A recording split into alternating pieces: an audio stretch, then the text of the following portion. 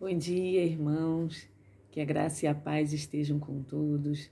É um domingo, né, de feriado, onde a gente vai estar aí tendo um tempo, né, para que os irmãos possam estar com as suas famílias.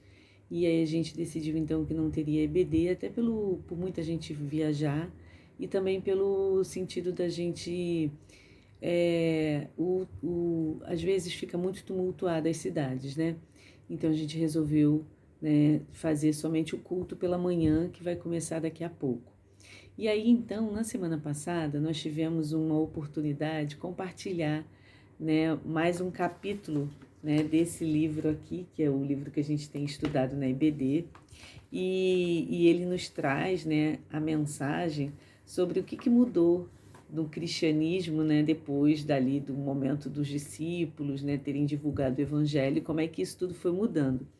Então, nessa perspectiva, a gente fez um trabalho onde a gente pegou um pouco como era no início, né, com Jesus e os seus apóstolos, e depois o que vai mudar, né, qual é a palavra de Deus, o que os apóstolos fazem depois, né, da subida aos céus de Jesus e depois como que está hoje. Então a gente fez um paralelo, né, o que era a igreja, né, as primeiras igrejas e o que são as igrejas hoje atuais.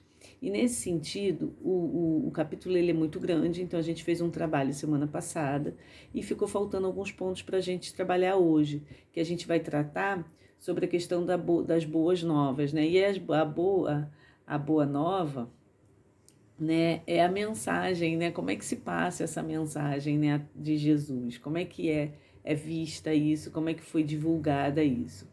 Então a gente vai tratar um pouquinho nesse sentido dessa reflexão de hoje. Vai ser curta, eu vou tentar o máximo possível aqui para tentar resumir, porque o texto é bem grande e virtual é bem diferente, né? Então é muito bom quando a gente está lá presencialmente compartilhando com os irmãos.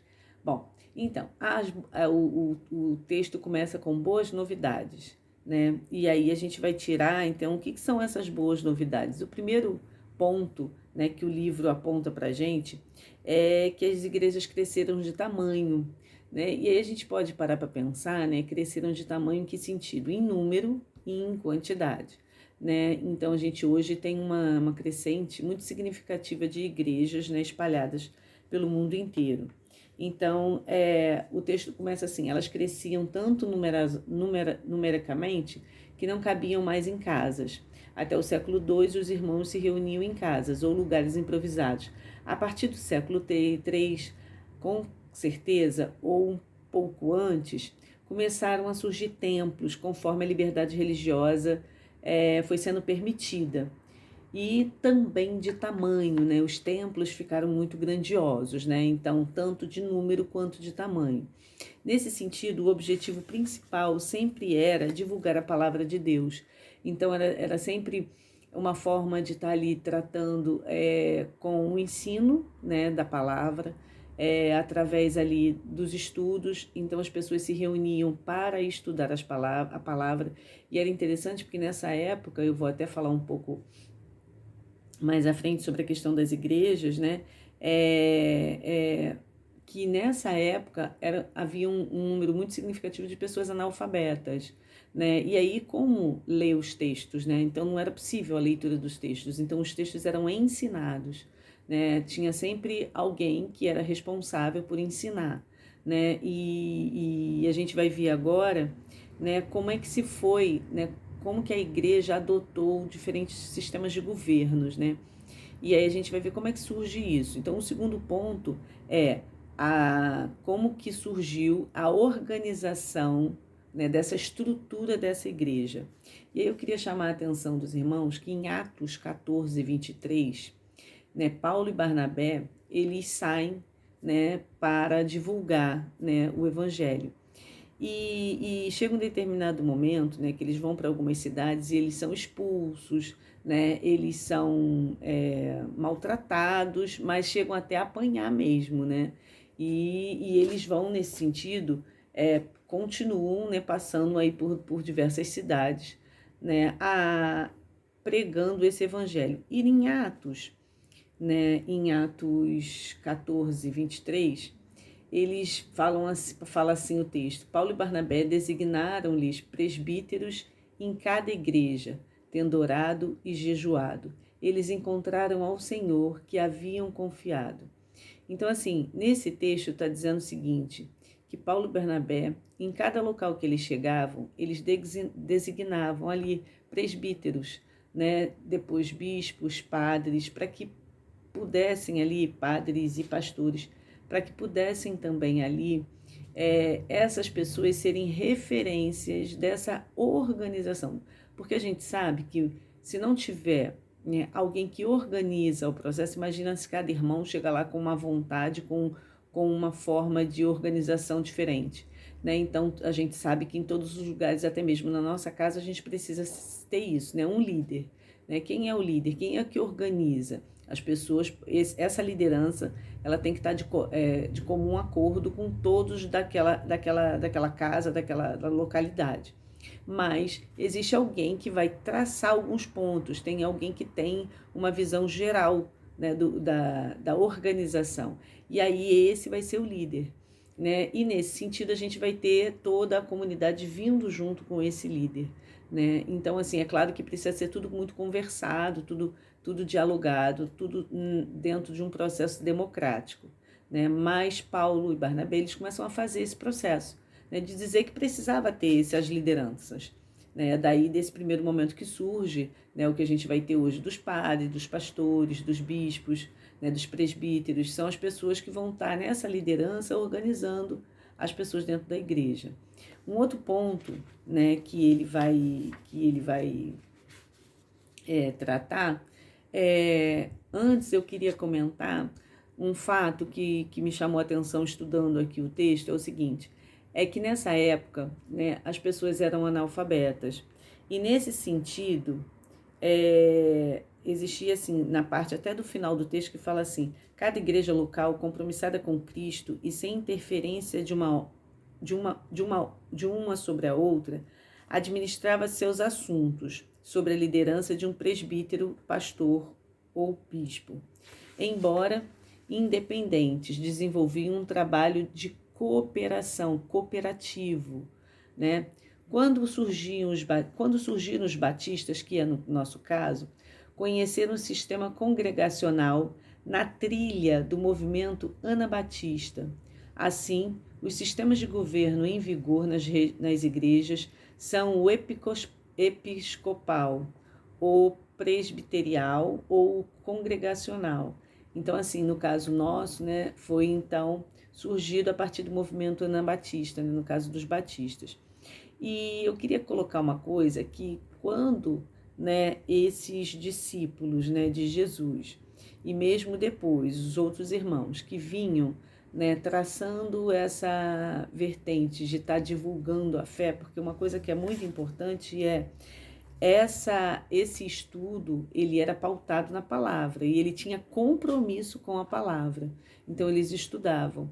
Então, como as pessoas eram analfabetas, me chamou a atenção, só para comentar com os irmãos, teve uma época, né, que foi no século XVII, a igreja, no caso a Igreja Católica, ela usou, né, essa questão através da arte.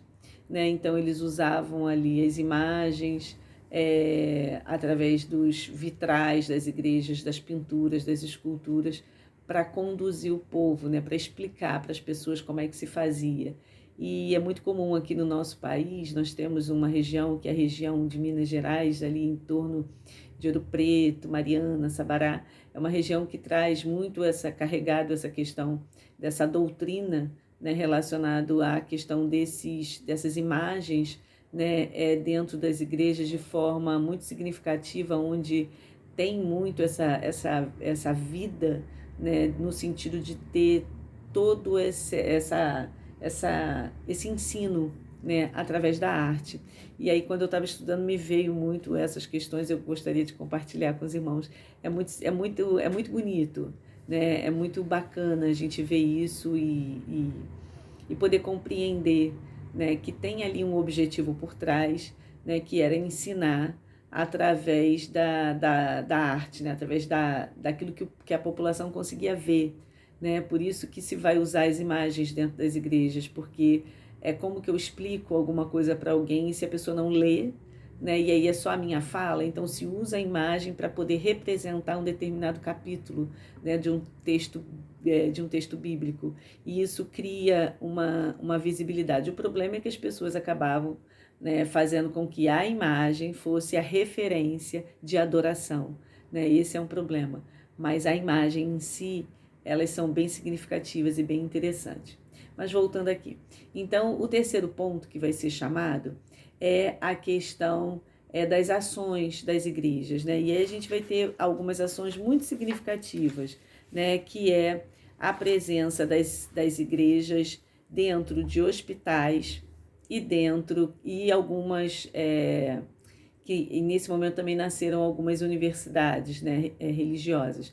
Dentro dos hospitais se tinha um objetivo que era traçar a ideia de servir ao próximo, né? Então, uma das primeiras pessoas que me veio à cabeça foi Francisco de Assis, né? Porque Francisco de Assis faz isso, né? Ele abandona tudo que ele tinha, era um homem rico, né? E ele abandona tudo que ele tinha para servir, né? Os necessitados na rua, aqueles que passavam fome e eram doentes, e ele se aproxima daqueles que eram mais jogados mesmo fora, né? Que eram os leprosos, né? Assim mesmo como Jesus fez. E esses hospitais, né, eles surgem, e até a gente vai ter alguns hospitais ainda, mesmo que não sejam mais confessionais. Confessionais é aquele que confessa aquela doutrina religiosa, né? Então, por exemplo, a gente vai ter aí os carmelitas, os beneditinos, né, os jesuítas, a gente vai ter uma série de alguns dessas, né, vertentes que vão estar seguindo, né, essa doutrina e estão também fazendo ali o seu trabalho missionário. E, inclusive, né, no nosso país, a gente ainda tem, o que eu tenho de referência, assim, é a Santa Casa, né, no centro do Rio, e também nós temos o Francisco de Assis da Misericórdia, na Tijuca, se eu não me engano o nome é esse mesmo. São hospitais que são privados, né, dentro dessa ordem religiosa, mas que tem um lado ainda pelo SUS, né? E aí você tem lá uma possibilidade de conseguir fazer o seu tratamento pelo SUS.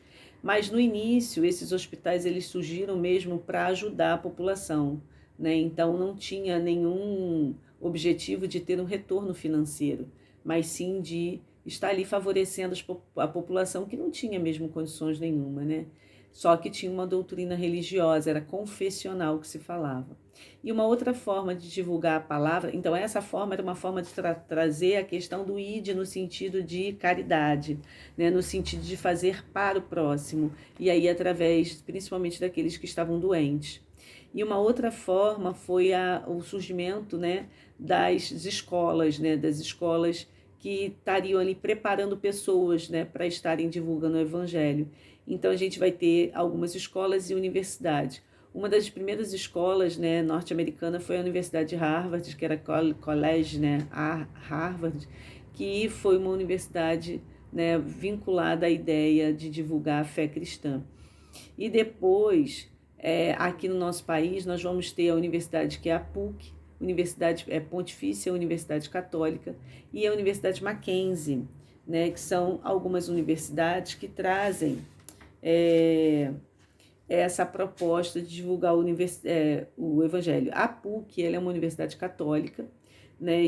São 15 universidades pelo país. Aqui no Rio de Janeiro nós temos a Universidade PUC. E nós temos também a Universidade Presbiteriana Mackenzie, Universidade Metodista de Piracicaba, Universidade Metodista de São Paulo. Então, essas são as maiores. E nós, relacionados ao Batista, nós tivemos a universidade a partir do Colégio Seminário Batista, né, que é o Batista do Sul, e hoje a Universidade Batista do Sul. Então, essas foram, né, aqui no Brasil, as formas que foram iniciadas para se divulgar o Evangelho através de pessoas que tinham mesmo preparo para ensinar, né, porque o evangelho ele começou a ser divulgado dentro das casas das pessoas. E depois, para você ter um pouco de formação, você precisa estudar, né? Então, estudando como? Então, você tem que buscar. Hoje tem os seminários, hoje você tem cursos de teologia espalhado por diversas igrejas, né? Mas essas foram as primeiras, né, aqui no nosso país. E aí eles que foram divulgando, né, e levando esse conhecimento a outros, né? Até hoje você ter outras igrejas que fazem, né, esse trabalho de também divulgar a palavra, mas, né, de uma forma onde você ensina, mas fazendo com a pessoa tem uma formação acadêmica, porque é muito importante que a gente, para falar, para a gente poder tratar isso dentro de um espaço religioso, né, ou mesmo na casa das pessoas, a pessoa tem a formação, porque assim, se não sai muito assim, eu li a palavra, eu entendi, e aí eu pego e falo. Não, eu preciso estudar quem é que está falando, como está falando, de que forma está falando. Então é importante que a gente saiba disso, porque senão o evangelho acaba tendo, como tem, né, várias interpretações, por isso a gente tem várias linhas de igrejas diferentes, porque cada uma vem de uma perspectiva diferente, e aí a gente se aproxima daquelas que mais nos trazem, né, um conforto no sentido assim, isso é próximo daquilo que eu espero, isso é próximo daquilo que eu acredito, né? Então a gente vai tendo um pouco essa perspectiva. E por último, né, não, ainda temos o ponto 4 que fala sobre o cristianismo pôs o foco no ensino da Bíblia, né? Que é isso que eu acabei de falar do surgimento, né, dessas questões das universidades, né, e tudo mais. Uma das questões, né, até que o texto coloca aqui, é assim: no início a educação era oferecida segundo 3 modalidades: educação familiar, como atesta a informação de Paulo sobre Timóteo, educando por sua mãe e avó, em casa, conforme segundo Timóteo 1:5. Depois a educação nas sinagogas, e a educação catequética era destinada aos que queriam entrar para a igreja, pelo que os alunos eram instruídos nas doutrinas e na história da fé cristã. Como o ensino em casa declinou, foi substituído por instituições como os mosteiros, como também ensinavam os adultos. Então a gente também vai ter, né, como eu falei, o surgimento das universidades, mas também de algumas escolas, né? Então a gente vai ter algumas escolas também confessionais. Por exemplo, aqui em Nova Iguaçu nós temos o Instituto de Educação Santo Antônio, né, que é o IESA, que temos ainda duas vertentes, né? Uma que fica no centro de Nova Iguaçu e uma que fica no bairro da Prata, que são ainda distintas. As duas partem da premissa de estudos a partir de Francisco de Assis, né? Daquilo que Francisco foi como discípulo, seguidor de Jesus, né? Então é pautada na linha dos franciscanos, né? E nós temos também aqui em Nova Iguaçu hoje o Colégio Metodista, né, que também tem uma proposta diferenciada. E temos um outro colégio que agora não me recordo o nome. Tivemos também o Colégio Batista. Mas esses colégios eles são confessionais, então o aluno ele vai ter aulas de religiosidade ou de religião pautada naquele tipo de doutrina, né? Então o pai e a mãe que quer colocar seu filho ali já sabe que seu filho vai estudar, né, aquele tipo de vertente religiosa. Então é sempre importante saber disso. Da mesma forma as universidades, quando a gente busca uma universidade para a gente estudar, é importante que a gente busque alguma que tenha ligação com aquilo que a gente acredita, porque cada igreja, cada universidade vai propor dentro da sua linha de pesquisa. Então é importante que a gente tenha uma visão, que a gente conheça a linha de pesquisa daquele estudo. E por último, o cristianismo redescobriu os pequenos grupos, né? Isso vai voltar um pouco na igreja primitiva, porque os pequenos grupos eles são feitos nas casas das pessoas, né? Forma-se pequenas igrejas em torno da igreja matriz. Então, nós temos a igreja matriz, que é onde a gente tem ali uma comunhão dos domingos, né? E ali a gente se encontra em outros cultos, mas nós temos também alguns pequenos grupos em torno dessa igreja, né? Que alguns vão se chamar de células, né? O que vai ser isso? São casas, né, que são tidas como referências. Então, por exemplo, ali naquela casa vai ter encontro geralmente uma vez por semana, né, e a cada semana aquele grupo vai estudar a palavra, vai louvar, vai se encontrar. E é muito, muito bacana porque é um grupo que vai se afinando, é um grupo que vai se entrosando, é um grupo que vai se formando uma pequena família. Muitas vezes as igrejas crescem tanto que elas não dão conta, né, de ter essa comunhão tão próxima com os irmãos, né? E essas igrejas muito grandes acabam criando as células para poder, então, fazer com que essas pessoas se aproximem. Porque o mais importante, irmãos, é que a gente viva em comunhão, como eu falei semana passada. Se a gente não tiver a oportunidade de estar ali vivendo em comunhão, a gente tem uma dificuldade, a gente tem um problema, porque a igreja é estar junto, a igreja é estar em comunhão, convivendo um com o outro, sabendo o que o irmão está precisando, orando pelo irmão, trabalhando com o irmão, né? Então, isso é importante. Então, hoje se tem esse sistema também das casas, onde na casa da pessoa vai ter uma liderança, vai ter um grupo de estudos, então, e essa casa vai ser como referência. Então, alguém dessa comunidade precisou de ajuda, ele pede dentro dessa casa, né? Pede às pessoas que estão dentro dessa casa. Então, essa casa também vai ser uma pequena igreja, né? Que também é uma forma de divulgar o evangelho, porque aí, por exemplo, a igreja nem todos os dias está aberta e nem todos os dias tem pessoas disponíveis, mas você vai ter também essa casa. E uma das questões é trazer para esse pequeno grupo não pessoas somente cristãs, mas muito pelo contrário, é trazer pessoas que estão em torno dessa casa,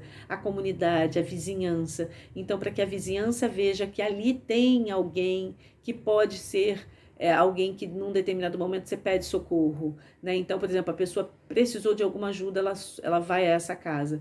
E aí é um espaço da gente divulgar o evangelho, mas também de servir ao próximo, servir nesse bairro, nessa comunidade.